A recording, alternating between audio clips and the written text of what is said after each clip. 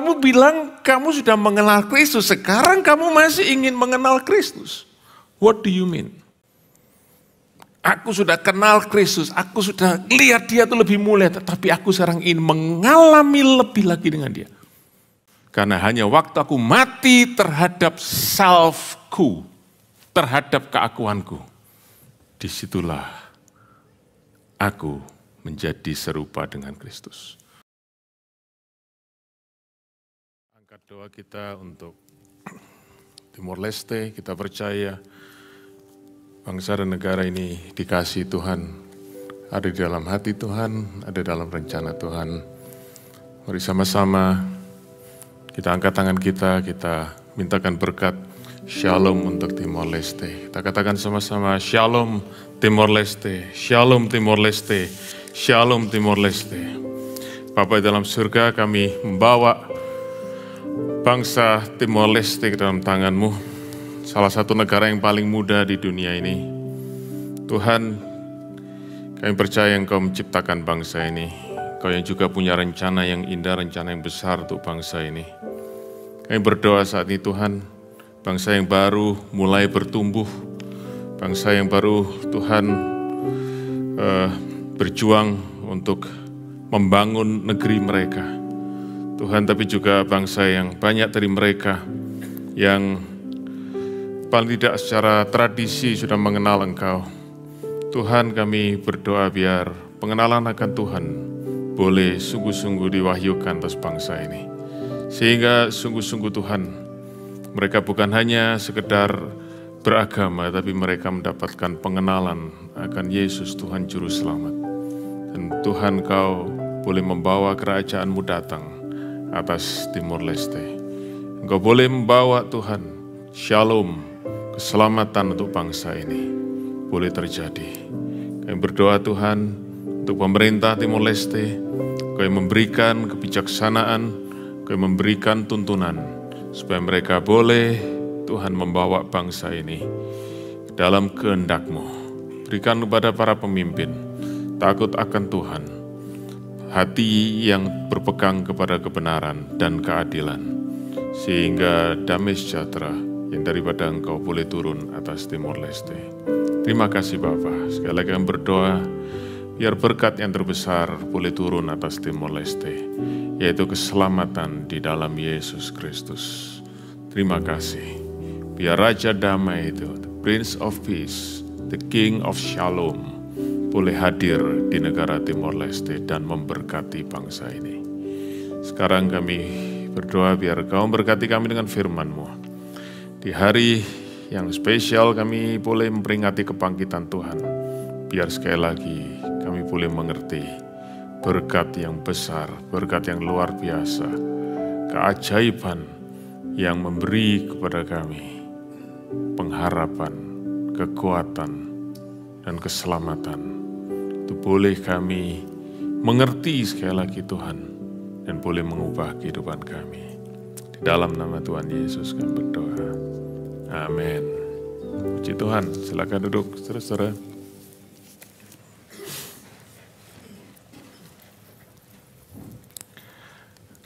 Hari ini kita merayakan kebangkitan Tuhan, ya, Sunday Resurrection. Dan saya tidak tahu, saudara-saudara, setiap kali saya bagikan firman Tuhan ya di ibadah kebangkitan Tuhan, ada satu pertanyaan yang saya selalu tanyakan dalam hati saya. Yang saya ingin saudara tanyakan buat hati saudara semua. Seberapa kita excited ya, seberapa hati kita ini saudara-saudara bergetar ya, bergetar dalam arti ada ya tadi itu ya, ada satu yang meluap dari hati kita setiap kali kita mengingat kebangkitan Kristus. Saudara-saudara, kita tahu tadi disampaikan di Voice of Pentecost ya, bahwa kebangkitan Kristus adalah fakta sejarah. Oke. Tetapi saudara-saudara, yang lebih penting daripada itu sekedar fakta sejarah adalah meaning, makna daripada kebangkitan Kristus itu buat kita hari ini. Ya. Dan kalau saudara baca di dalam 1 Korintus 15, maka saudara bisa mendapatkan di situ, Paulus menceritakan, saudara ada 3 bagian, saudara dari 1 Korintus 15. Saya hari ini nggak bicara dari 1 Korintus 15, tapi kalau saudara ada waktu nanti, saudara sepulang daripada ibadah ini, saya ingin saudara ambil waktu untuk merenungkan tentang berita dan makna dari kebangkitan Kristus. Paulus mulai menceritakan di bagian awal itu tentang fakta kebangkitan Kristus. Dan salah satunya dia berkata bahwa kebangkitan Kristus disaksikan kurang lebih 500 orang. Jadi cukup banyak orang yang menyaksikan. Jadi itu fakta yang tidak bisa dipungkiri. Tetapi kemudian, saudaraku, Rasul Paulus bagian kedua, Paulus menunjukkan bahwa apa makna daripada kebangkitan Kristus. Tadi juga sudah disebutkan salah satunya itu kebangkitan Kristus yang membuat iman kita, iman percaya kita tidak sia-sia. Ya, ada keselamatan di dalam Yesus. Nah, kemudian bagian yang ketiga, Paulus memberikan saudara implikasi dari kebangkitan Kristus untuk saudara dan saya, yaitu apa? Sebagaimana Kristus sudah bangkit dari kematian, saudara dan saya juga mengalami kebangkitan yang sama.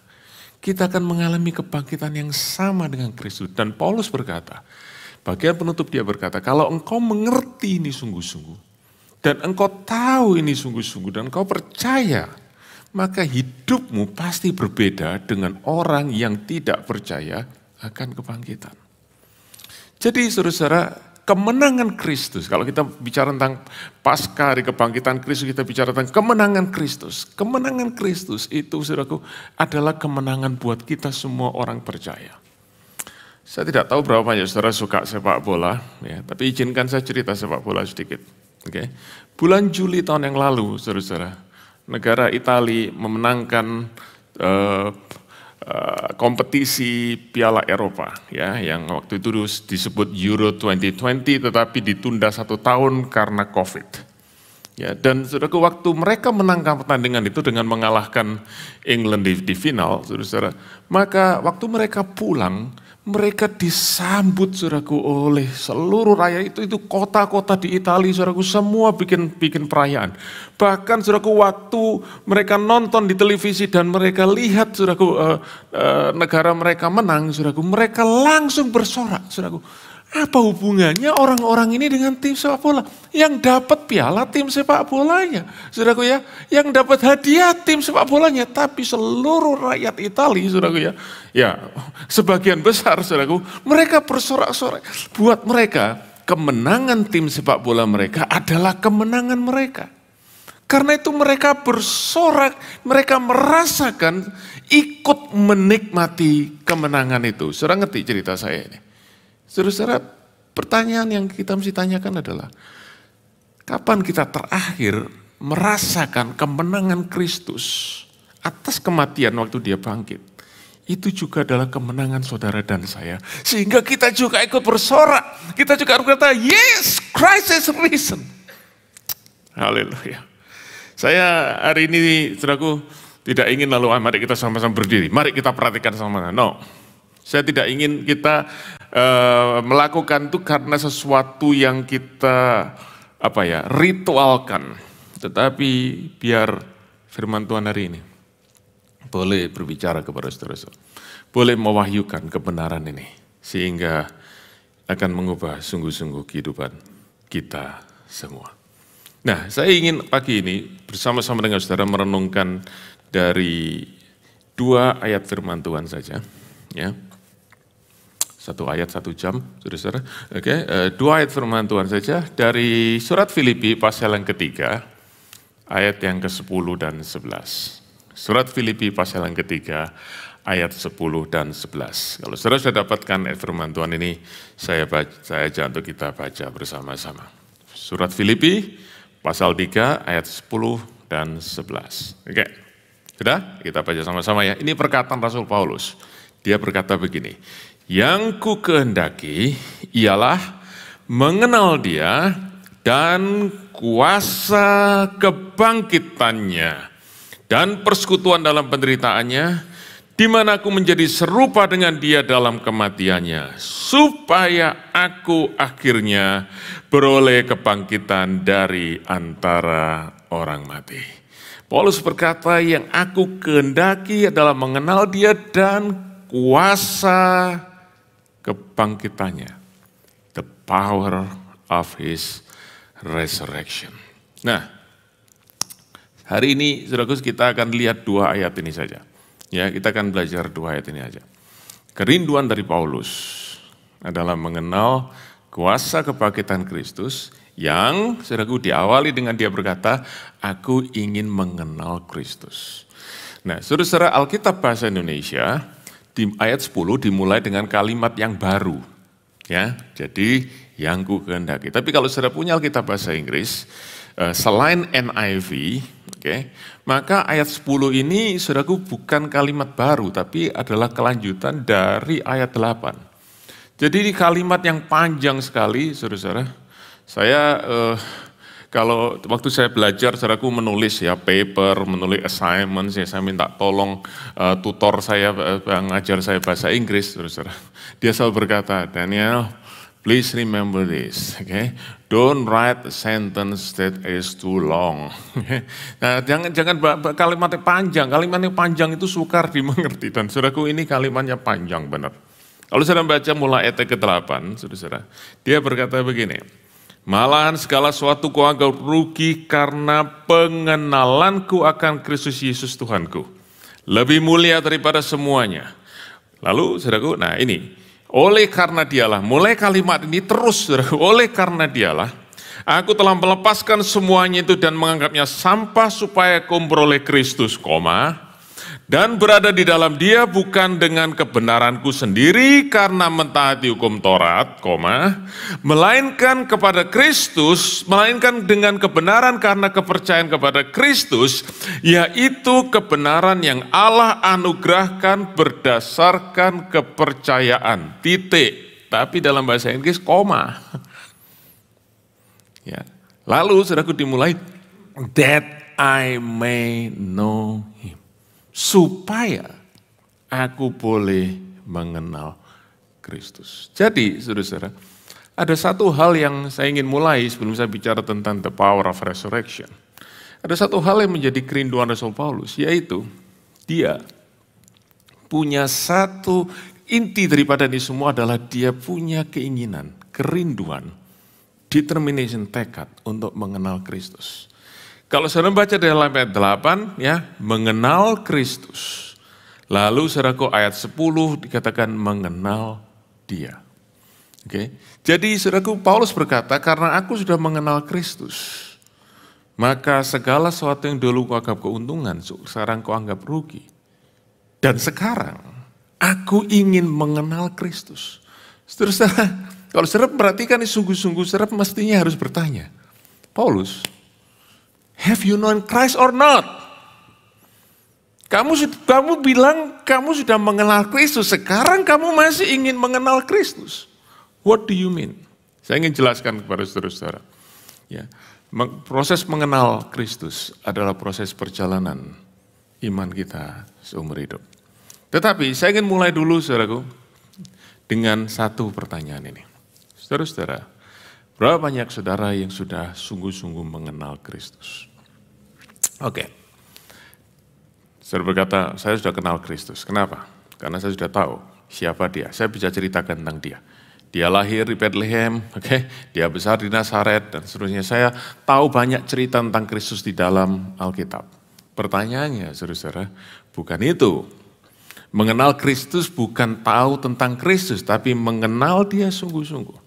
Nah, Paulus di sini memberikan satu gambaran, buat kita satu tes untuk kita tahu sungguh-sungguh kita sudah mengenal Kristus atau tidak. Ayat 8 dia berkata begini. Ayat 8 dia berkata, segala sesuatu kuanggap rugi karena pengenalan akan Kristus Yesus Tuhanku lebih mulia daripada semuanya. Saudara-saudara, Paulus waktu dia mengenal Kristus, mengenal keselamatan dalam Kristus, maka dia berkata yang tadinya dianggap sebagai keuntungan. Apa yang disebut keuntungan? Saudara boleh baca dari ayat yang ke-4 sampai ayat yang ke-7. Ya, dia berkata di situ,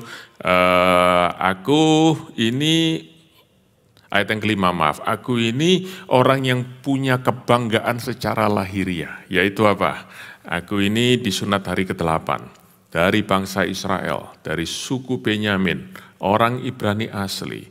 Tentang pendirian terhadap hukum Taurat, aku ini orang Farisi. Oke?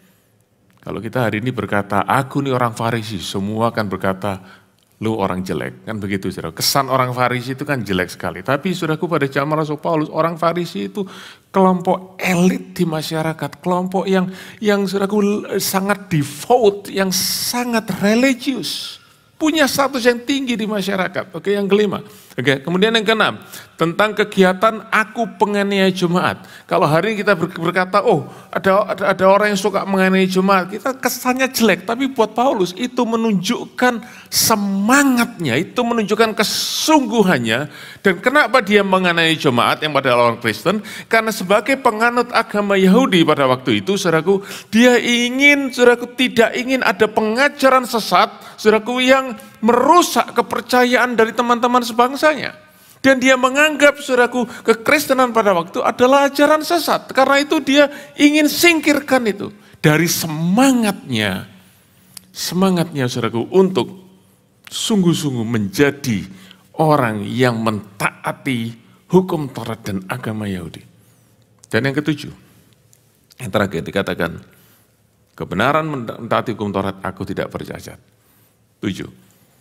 Ya, saya tidak mau berspekulasi bahwa Paulus yang ngajak menulis 7 ini karena 7 angka sempurna, tidak, saudaraku. Tapi itu yang dia maksudkan, bahwa segala sesuatu yang tadinya aku anggap keuntungan, yang tadinya membawa aku yakin aku ini orang benar, sekarang aku buang, karena sekarang aku mendapatkan kebenaran yang lebih daripada apa yang kamu bisa dapatkan. Kebenaran bukan karena aku berusaha, tapi kebenaran karena aku terima daripada Allah dengan iman karena Yesus.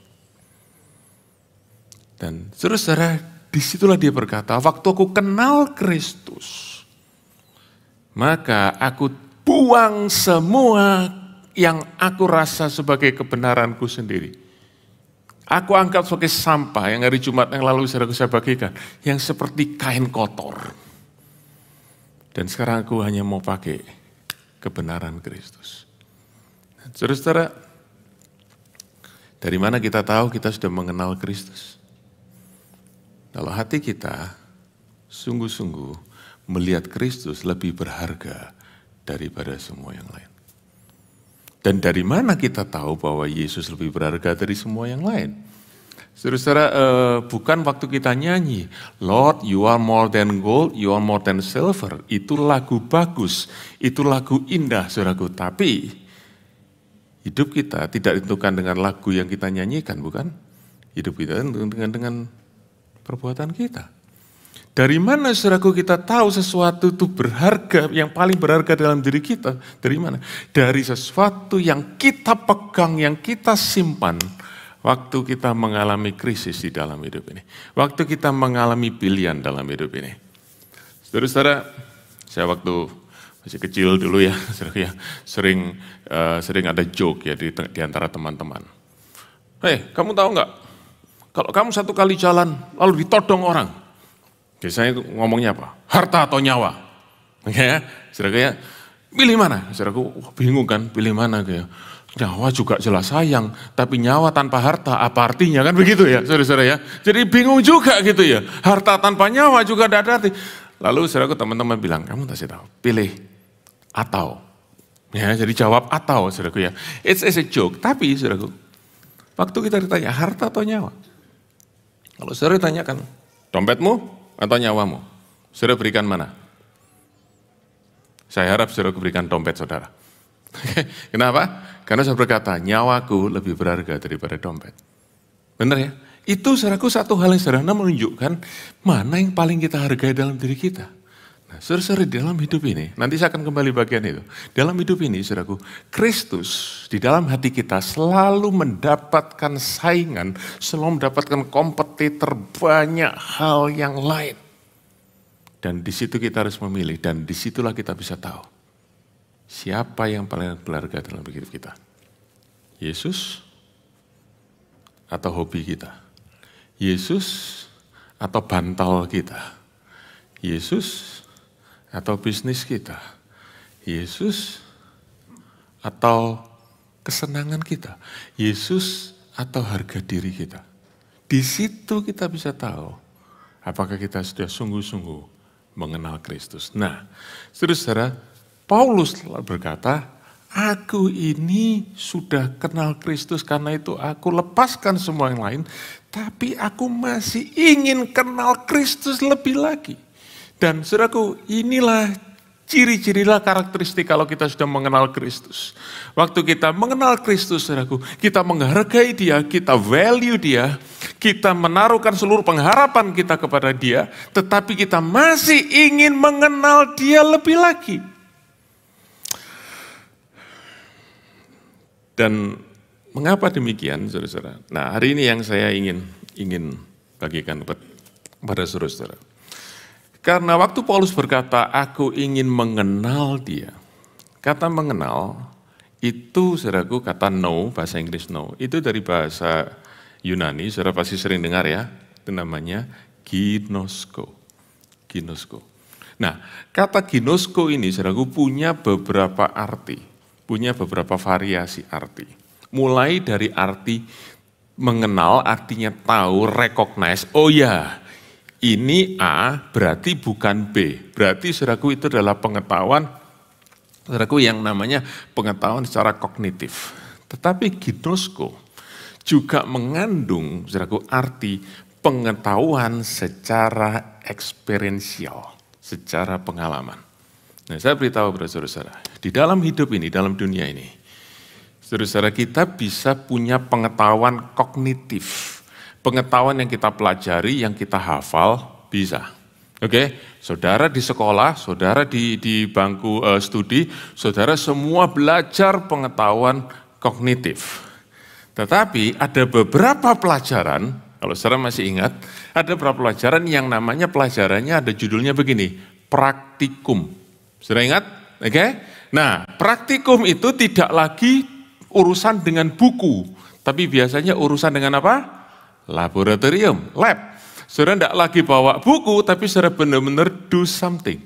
Itu kenapa saudaraku? Itu namanya experiential learning. Learning by experience, learning by doing.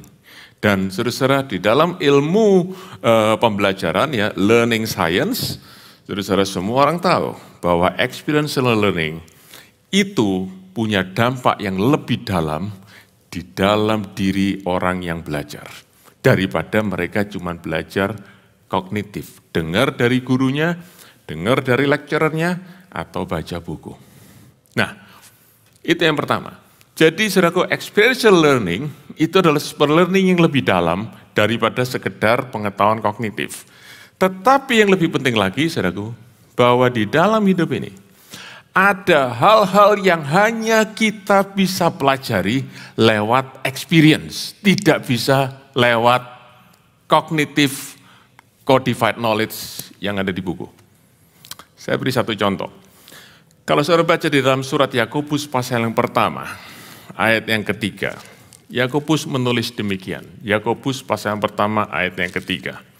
Dikatakan ini, saudara-saudaraku, oke? Anggaplah sebagai kebahagiaan, maaf ayat 2 ya, ayat 2, saudara-saudaraku anggaplah sebagai kebahagiaan kalau kamu jatuh ke dalam berbagai pencobaan. Artinya begini, kalau kamu jatuh dalam percobaan, janganlah berkata, aku berbahagia, enggak ya. Tapi kata kebahagiaan itu berarti suatu keuntungan, suatu yang positif. Jadi lihatlah sebagai suatu yang positif kalau kamu jatuh dalam pencobaan. Lalu ayat 3, sebab kamu tahu, because you know, bahwa apa? Bahwa ujian terhadap imanmu itu menghasilkan ketekunan. Nah, saudara-saudara kata know di sini, itu tidak bisa dipelajari. Jadi saudaraku tidak bisa orang yang belum pernah masuk dalam pencobaan, lalu berkata, aku tahu bahwa ujian terhadap imanku akan menghasilkan ketekunan. Tidak bisa. Itu hanya bisa dikatakan oleh orang yang sudah mengalami berbagai macam ujian Dan dia berkata, aku sekarang bisa lebih tekun lagi cari Tuhan. Aku bisa lebih sungguh-sungguh lagi setelah aku mengalami berbagai macam pencobaan itu. Dan itulah namanya experiential knowledge. Dan tentu ayat yang paling terkenal sudah masih ingat. Apa? Roma 8 ayat 28. Kita tahu sekarang Allah turut bekerja dalam segala sesuatu untuk mendatangkan kebaikan bagi mereka yang mengasihi Dia yang terpanggil sesuai dengan rencananya. Saudara-saudara, itu kata no di situ hanya bisa kalau kita melihat ke belakang dan kita berkata, Tuhan, Engkau luar biasa. Waktu Yusuf, saudaraku ya, Yusuf menjelang akhir hidupnya, ya saudara-saudaranya datang, bapaknya sudah mati, sudah kumpul di Mesir. Lalu saudara-saudaranya datang kepada dia dan minta ampun karena mereka dulu yang masukkan di dalam sumur, jual dia ke Mesir, saudaraku, kepada budak Ismail. Akhirnya saudara ke Mesir. Yusuf berkata kepada saudaranya begini, aku ini bukan pengganti Allah. Jadi artinya gini, aku tidak mau hakimi kamu, aku tidak mau balas sama kamu. Pembalasan telah haknya Tuhan, aku tidak mau gantikan Tuhan. Lalu dia berkata gini, memang kamu mereka-rekakan yang jahat, tetapi Allah sudah mereka-rekakan yang baik. Saya tambahin ya, Yusuf berkata begini, you have meant it for evil, but I know that God meant it for good. Itu setelah apa? Setelah dia experience. Waktu dia masih dalam sumur, dia nggak tahu. Waktu dia masih ada di rumah Potifar, saudaraku, dia nggak tahu.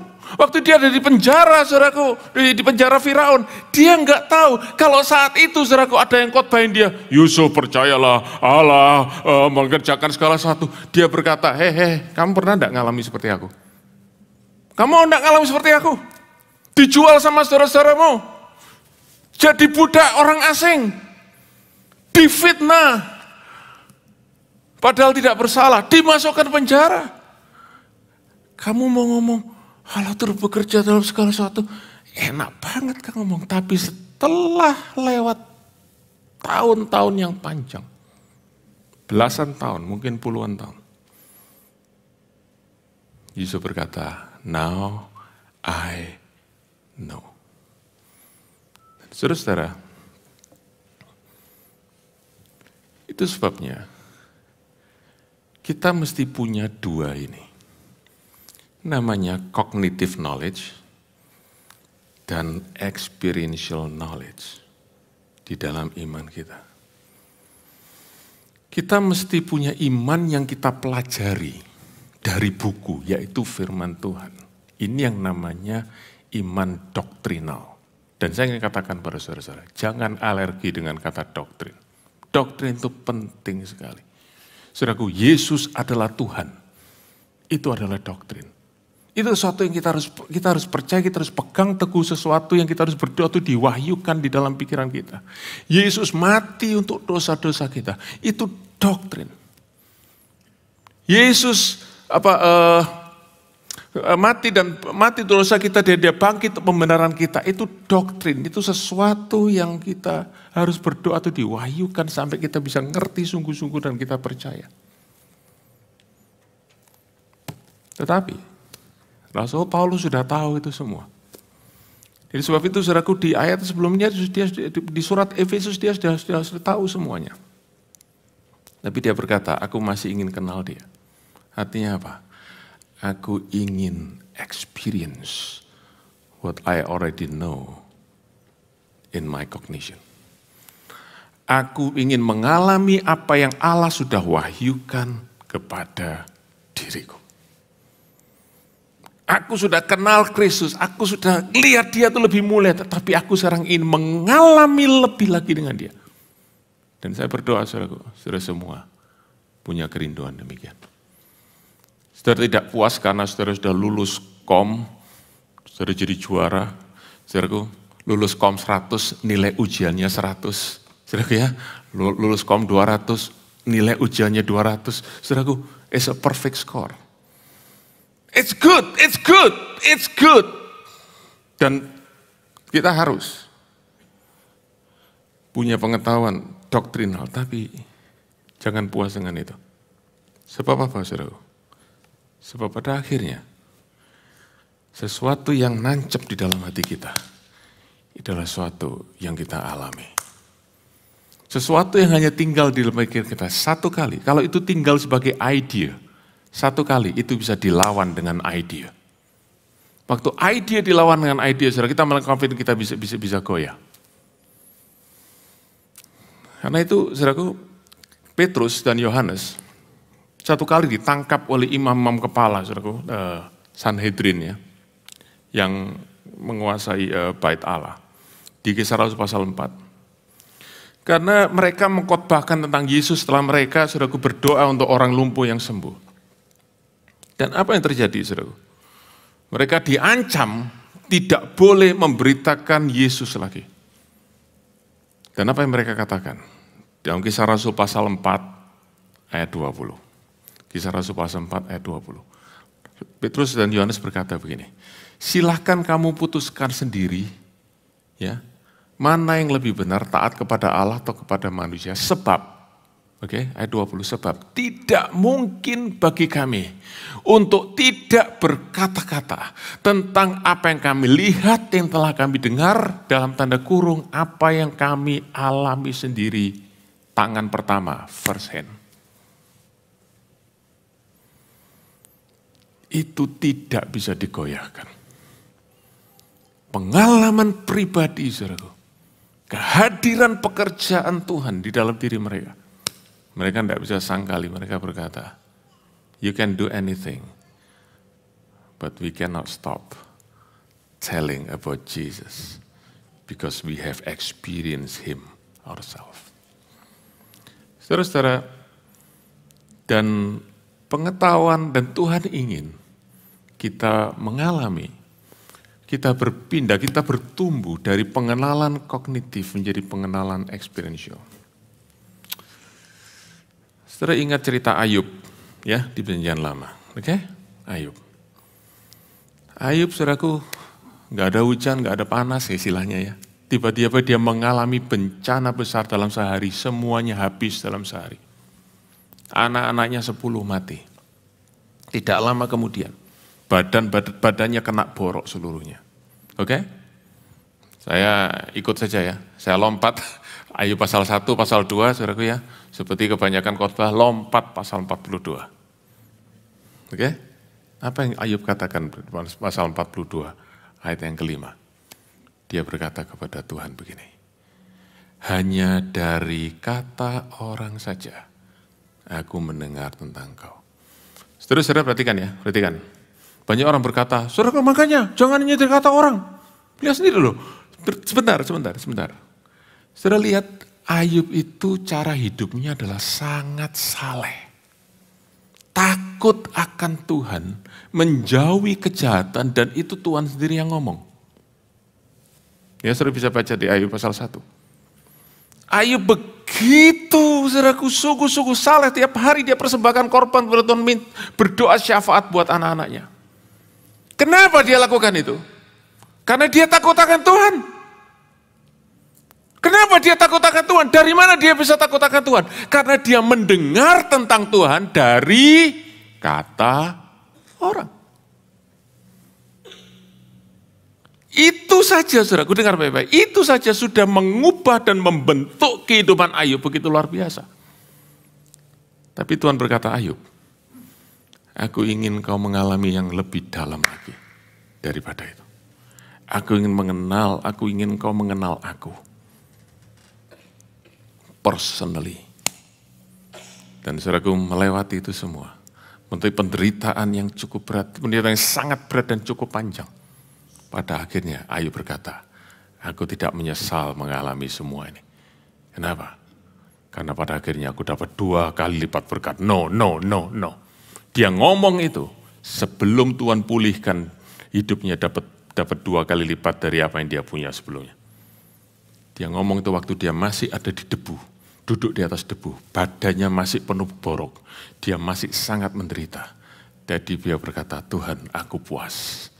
Karena sekarang mataku sendiri melihat Engkau, aku mengenal Engkau. I experience you. Saudara-saudara, perhatikan. kita semua hidup di zaman ini, ya, yang disebut sebagai namanya era informasi. Informasi ada di mana-mana. Informasi, saudaraku, yang juga termasuk informasi yang mencoba untuk menggoyahkan iman kita, ada di mana-mana. Bagaimana, saudaraku, iman kita tidak goyah? Tidak cukup hanya dengan, saudaraku, kita tahu Alkitab dari Kejadian sampai Wahyu. Itu perlu. Perhatikan ya, itu perlu, itu syarat perlu, kalau saudara masih ingat matematik. Okay. Itu syarat perlu, tapi itu tidak syarat cukup. Kita perlu, saudaraku, ginosko, yang bukan hanya kognitif, secara pikiran kita tahu, tapi kita mengalami sungguh-sungguh. Dan itu sebabnya Paulus, dia ingin mengalami, saudaraku, mengalami Kristus. Kembali dalam Filipi pasal 3 ayat 10, ini mengalami Kristus. Dan apa yang dia alami tentang Kristus? Ada 3 hal, ayat 10 dan 11, dia berkata begini. Aku ingin mengenal tentang dia, yaitu apa? Kuasa kebangkitannya. 1, 2, persekutuan dalam penderitaannya. Dan yang ketiga, kematiannya. Aku ingin mengalami 3 hal ini. Dan saudara, dari 3 hal ini kita mulai dengan yang pertama, yaitu apa? Kuasa kebangkitan. Kalau kita ingin mengalami kuasa kebangkitan daripada Kristus, maka kita harus mau mengalami penderitaan dan kematian yang serupa dengan Kristus.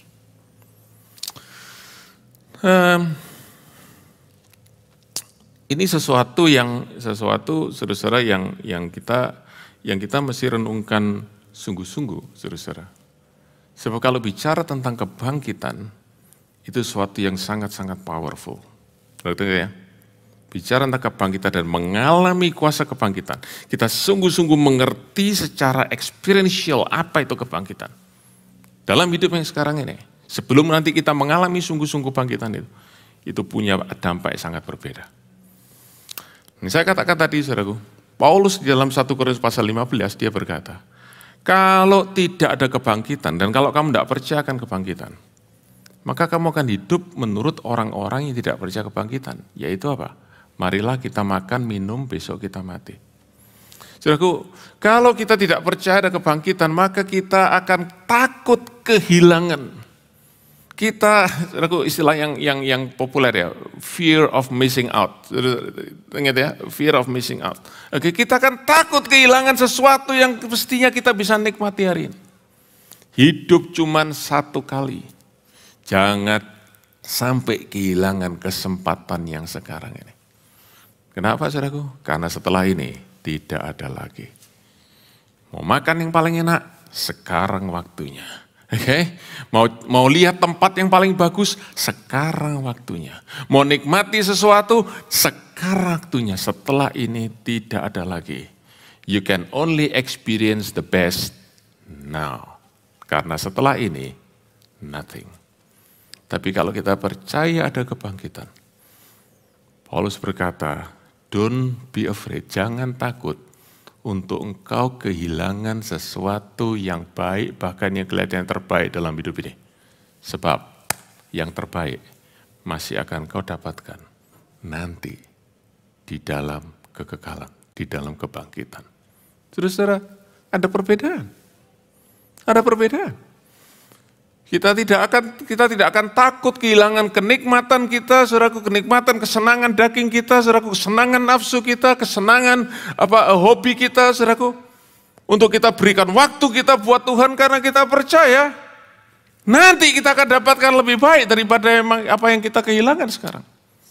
So it's really life affecting, itu ada pengaruh yang sangat kuat dalam hidup kita. Dan itu sebabnya, saudara, Rasul Paulus tidak akan pernah percaya dengan slogan berkata, hidup cuma 1 putaran, nikmati semuanya. Dia berkata, enggak, aku justru ingin menikmati mahkota yang terbaik, itu di dalam kekekalan. Haleluya. Nah, tetapi, saudaraku, bagian terakhir, ya, sudah senang dengar bagian terakhir? Oke, pasti senang ya. Dan bagian terakhir, bagian yang paling panjang. Oke.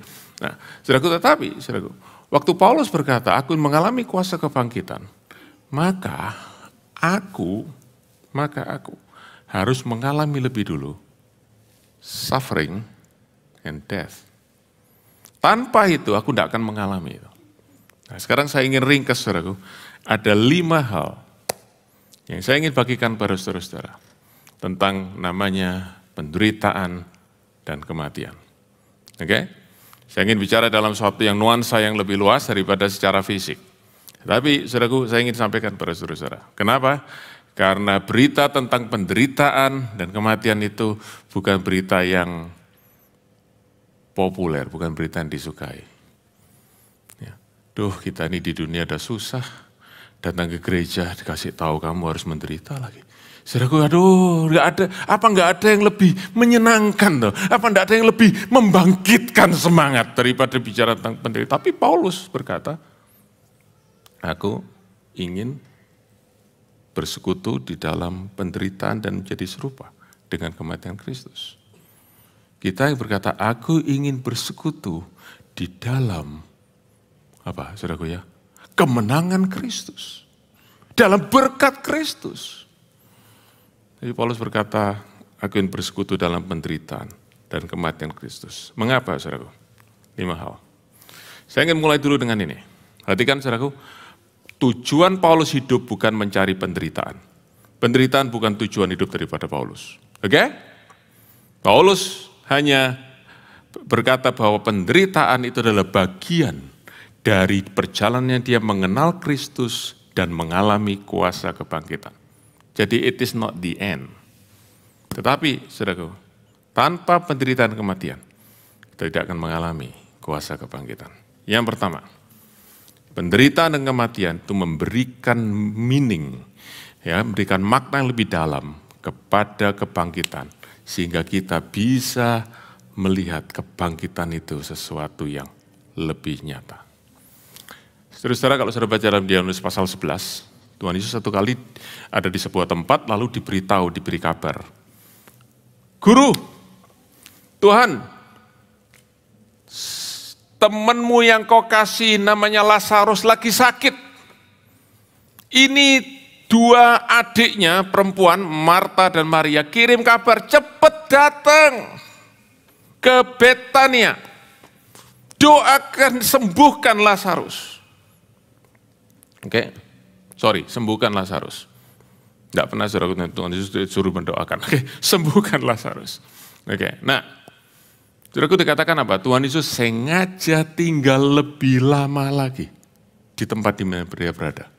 Sampai akhirnya waktu dia sampai di Betania, apa yang terjadi? Lazarus sudah 4 hari dikubur. Tapi waktu itulah, saudaraku, Tuhan Yesus bisa berkata kepada Maria, akulah penyembuhmu.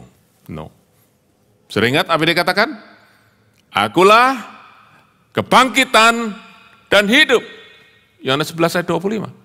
Tapi di mana dia bisa berkata akulah kebangkitan dan hidup kalau Lazarus masih hidup? Karena itu saudaraku, Tuhan izinkan Lazarus mati. Supaya orang boleh mengenal akulah kebangkitan dan hidup. Saudara-saudara, saya mau tanya pada saudara-saudara semua. Saudara kapan ngomong benar-benar hidup yang kekal? Jangan takut, hidup kekal. Kapan saudaraku? Kebanyakan waktu kita ada di sisi seorang yang kita tahu akan meninggal. Baru kita ngomong hidup yang kekal. Baru kita ngomong kebangkitan. Betul? Ya. Kalau hidup sehari-hari, ya sekarang ini. Itu sebabnya saudaraku Paulus berkata, aku ingin mengalami penderitaan bahkan yang sepertinya aku ini mau mati. Supaya apa? Supaya aku tahu kebangkitan itu menjadi sesuatu yang meaningful di dalam hidupku. Kalau aku tidak pernah mengalami itu, aku tidak pernah peduli dengan namanya resurrection. Because life is too good, is too wonderful. Tapi waktu melihat fakta penderitaan dan kematian, disitulah berkata, now, my only hope is resurrection. Haleluya.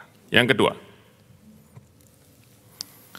penderitaan memberi kepada kita persekutuan yang dalam dengan Kristus. Lihat saudaraku ya, persekutuan dalam penderitaannya. Penderitaan itu membawa persekutuan yang dalam dengan Kristus. Saudara ingin dekat dengan Tuhan? Nah nyanyikan ya. Ku ingin selalu bersekutu denganmu. Bersekutu dengan, gimana caranya bersekutu dengan Tuhan?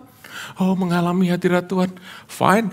Tapi Paulus berkata, aku mengalami sungguh-sungguh persekutuan, koinonia, fellowship dengan Kristus. When I go through suffering.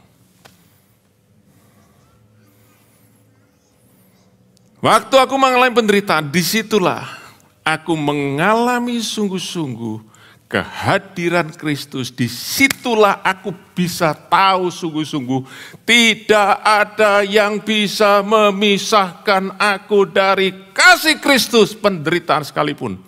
No. Itu hanya experiential knowledge. Itu tidak bisa cognitive knowledge, saudara. Saudara ingin sungguh-sungguh mengalami kehadiran Kristus. Disitulah. Kalau saudaraku Tuhan izinkan, kita mengalami masa-masa yang sukar. Jangan berkata, kenapa Tuhan? Apa salahku? Tapi ganti doa kita berkata, Tuhan, let me experience fellowship with you. Haleluya. Yang ketiga, penderitaan dan kematian membawa kita menjadi serupa dengan Kristus. Lihat ayat ini. Kapan kita menjadi serupa dengan Kristus? Paulus berkata, waktu aku mengalami kematian.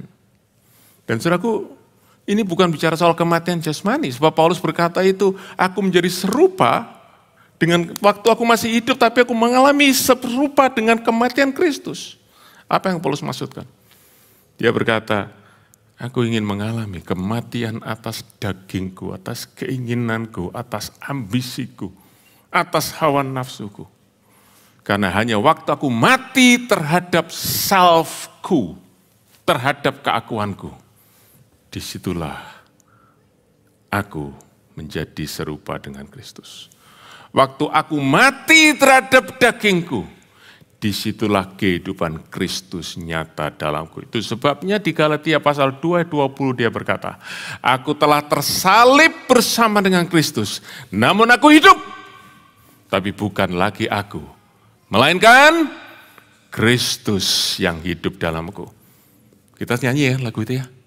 Hidupku bukannya aku lagi, tapi Kristus. Kita nyanyi semangat saudaraku. Tapi tahu enggak gimana caranya hidupku bukannya aku lagi? Harus didahului. Sebelum nyanyi hidupku itu mungkin dibuat referen cocok saudaraku. Di dalamnya harus, di depannya harus ada lagunya, yaitu apa? Aku tersalib dengan Kristus. Aku tersalib dengan Kristus. Dagingku tersalib dengan Kristus. Keinginanku tersalib. Baru setelah itu kita nyanyi. Hidupku bukannya aku lagi. Kalau tahu-tahu saudaraku hidupku bukannya aku lagi saudaraku. Tidak bisa terjadi.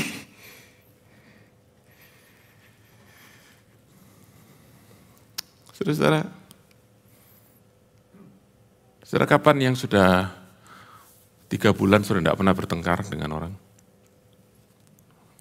Siapa yang lebih lama dari 3 bulan tidak pernah bertengkar? Siapa yang baru seminggu ini sudah ada konflik dengan orang? Angkat tangan ya, kalau orang bilang angkat tangan dalam hati saja. Oke. Saya beritahu, coba saudaraku, perhatikan ya. Waktu saudara bertengkar dengan orang, apa yang saudara pertengkarkan? Apakah bukan hak saudara, kemauan saudara, pendapat saudara, harga diri saudara, hak saudara, milik saudara, kesenangan saudara? Artinya apa saudaraku? Itu tandanya apa? Myself is still alive. And because myself is still alive, my Jesus is not alive in me. Tapi waktu kita mau mati, waktu kita berkata, Tuhan, aku tidak akan balas, aku tidak akan pertahankan, aku tidak akan bela diriku. I'm willing to suffer. Seperti waktu engkau yang, Tuhan, Kalau harga diriku dirusak, aku tidak akan bela. Kenapa? Karena aku ingat, engkau yang setara dengan Allah. Tidak menganggap kesetaraan dengan Allah sebagai milik yang harus dipertahankan. Tuhan, apa sih harga diriku dibanding dengan kesetaraanmu dengan Allah? Terus saudara, penderitaan akan membawa kita keserupaan dengan Kristus. Yang keempat, penderitaan akan membuka pintu untuk kuasa kebangkitan Allah itu bekerja. Waktu kita, sudah perhatikan ya. Allah membangkitkan Kristus waktu kapan? Dia mati, betul? Bukan waktu dia hidup, kalau dia hidup ngapain dibangkitkan? Jadi waktu Kristus mati, Allah bangkitkan dia. Kalau saudara mau mengalami kuasa kebangkitan, kuasa Allah yang membangkitkan Kristus, kita harus mau mengalami kematian. Kematian atas kekuatan kita, kematian atas pengandalan diri kita. Itu sebabnya Paulus di dalam 2 Korintus pasal 12 ayat 10 dia berkata, aku senang dalam penderitaan, kesukaran di dalam kelemahan sebab apa? Waktu itu. Disitulah aku mengalami the power of resurrection. Hanya disitulah aku merasa sungguh-sungguh kebangkitan itu ada dalam diriku. Haleluya. Saudara-saudara, kita berkata, kita menang bersama dengan Kristus. Seperti Kristus menang, kita juga menang. Amin, saya setuju. Saudara setuju? Tapi saya ingin kita tahu, bagaimana Kristus menang atas dosa dan atas maut. Tidak dengan berkata, dosa, aku kalahkan kau. Tidak, saudaraku. Tapi dengan apa? Dia mati di atas kayu salib. Disitulah dia mendapatkan kemenangan. His victory is through something that we see as a losing. Suatu yang kelihatannya kalah, tapi justru mendapatkan kemenangan. Karena disitulah, waktu dia berkata, Bapa, ke dalam tanganmu kuserahkan nyawaku. Disitulah kuasa kebangkitan daripada Allah bekerja. Haleluya. Yang terakhir, kuasa kebangkitan Kristus memberi kepada kita pengharapan akan kemuliaan. Kalau saudara membaca dalam pasal 3 ayat 11, saudaraku, Filipi pasal 3 tadi dikatakan, menjadi serupa dalam kematiannya, supaya pada akhirnya aku memperoleh kebangkitan orang mati. Saudaraku, mendapatkan tubuh kemuliaan. Suffering is the bridge to go for the glory. Saudara-saudara, saya berdoa hari ini, saudara semua punya kerinduan. Tuhan, aku sudah dengar firman-Mu, aku ngerti secara kognitif. Tapi ini semua enggak ada gunanya kalau ini tidak menjadi sesuatu yang kuat. Karena itu saudara-saudara, saya ingin tutup dengan bagian terakhir. Dengan aplikasi. Aplikasinya apa? Satu ayat terakhir ya, 1 Petrus pasal 4 ayat yang pertama. Petrus berkata demikian, jadi karena Kristus telah menderita penderitaan badani, kamu pun harus mempersenjatai dirimu dengan pikiran demikian. Saudara perhatikan ya, ternyata pikiran I'm ready to suffer itu adalah weapon. Perhatikan, saudaraku, ternyata pikiran berkata aku siap menderita, itu ternyata adalah senjata. Kenapa banyak orang jatuh ke dalam dosa dan jatuh dalam pencobaan? Karena mereka tidak siap menderita. It's just simple like that.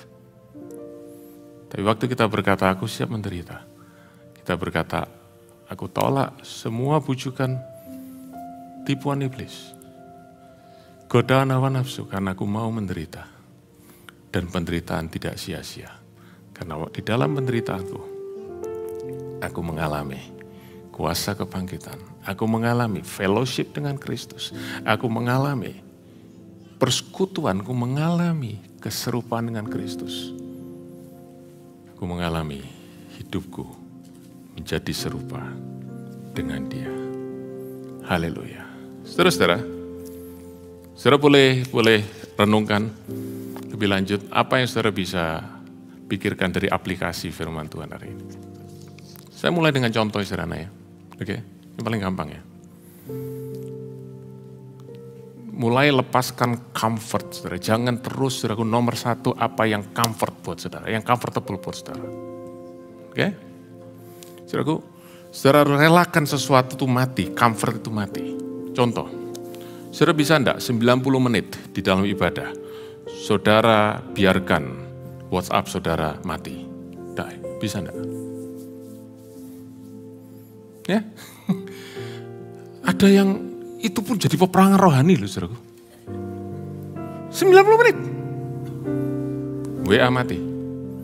Tiap pagi, saudaraku, bangun pagi, mati dulu semua. Sebelum saya datang kepada Tuhan, saya buka hati untuk firman Tuhan. Saya buka hati untuk suara Tuhan. Through death,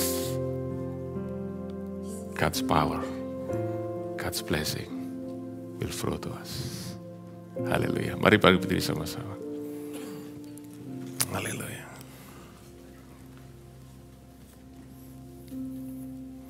Dengan kepala kita.